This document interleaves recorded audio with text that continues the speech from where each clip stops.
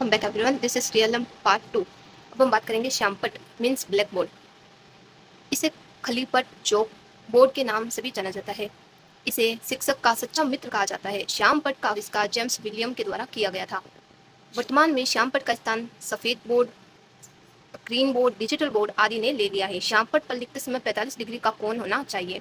श्यामपट्ट पर लिखते समय मौखिक अभिव्यक्ति की जानी चाहिए।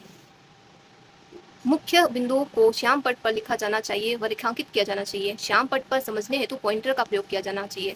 समझाने हेतु डस्टर या झाड़न का प्रयोग बाईं ओर से दाईं ओर और ऊपर से नीचे की ओर किया जाना चाहिए। टीवी ये एक श्रव्य दृश्य शिक्षण सामग्री है जो कठोर शिक्षण सामग्री है और अप्रक्षेपित सामग्री है, जिसका आविष्कार J.L. बेयर्ड के द्वारा किया गया था।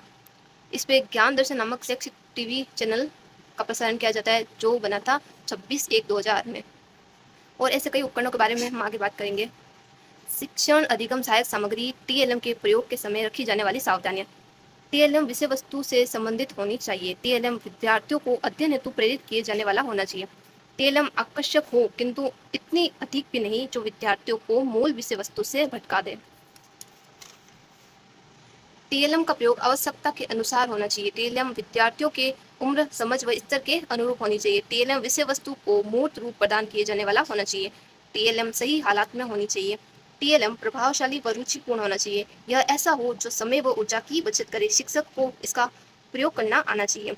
मुद्रित सामग्री में होता है पाठ्य पुस्तक, कॉमिक्स, संदर्भ पुस्तक, समाचार पत्र और पत्रिकाएं। फिर एक होता है रियालिया यानी वास्तविक रूप का लघु रूप, वास्तविक वस्तु का लघु रूप।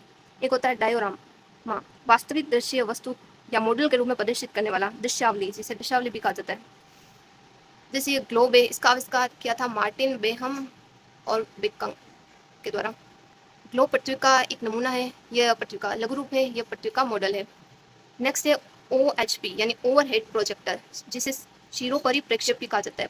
यह प्रक्षेपित शिक्षण सहायक सामग्री है, ऐसा प्रोजेक्टर जिसे रोशनी में भी प्रयोग में लाया जा सकता है।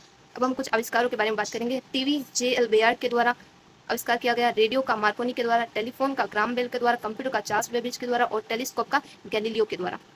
नेक्स्ट है एडगर डेल का अनुभव शंकु, जो अमेरिका के रहने वाले थे। इनकी एक पुस्तक है audio visual method in teaching. इन्होंने शिक्षण सहायक सामग्री की प्रभावशीलता के आधार पर एक अनुभव शंकु प्रस्तुत किया, जिसमें टीएलएम को 11 भागों में विभाजित किया गया है। ये कुछ इस प्रकार से है। एडगर डेल का अनुभव शंकु सबसे ये मूर्त से अमूर्त की ओर प्रवेश करता है। सबसे पहले वास्तविक प्रत्यक्ष अनुभव, नेक्स्ट नियोजित कृत्रिम अनुभव, अभिनयात्मक भागीदारी, प्रदर्शन, शैक्षिक यात्राएं, प्रदर्शनी, चलचित्र, स्थिर चित्र, रेडियो प्रसारण, दृश्यात्मक प्रतीक और शाब्दिक प्रतीक। जो मूर्त होते हैं वो ज़्यादा प्रभावशाली होते हैं और जो अमूर्त होते हैं वो न्यूनतम प्रभावशाली के रूप में देखे जा सकते हैं। इसे कोन ऑफ एक्सपीरियंस भी कहा जाता है। फिर अपन एक बार वो देख लेते हैं कि रेडियो, मैं इसकी साइड में फोटो भी लगा दूंगी। यह एक श्रव्य शिक्षण सहायक सामग्री होती है, यानी कठोर सामग्री, जिसका आविष्कार मार्कोनी ने 1895 में किया था। यहाँ पे ज्ञानवाणी नामक शैक्षिक FM रेडियो का भी संचालन किया जाता है।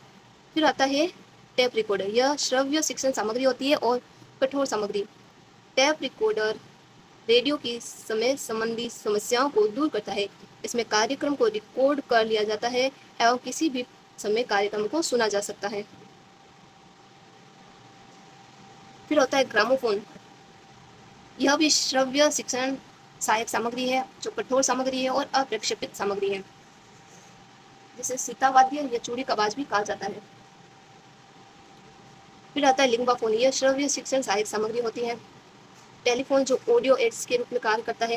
फिर होता है, तो ये हमारा टीएलएम के 2 पार्ट्स पूरे होते हैं और नेक्स्ट क्लास में हम बात करेंगे पेडागोजी की, जो भी 2 पार्ट्स में अपलोड होगा। और आई होप आप सभी को अच्छा लगा होगा। Thank you for watching.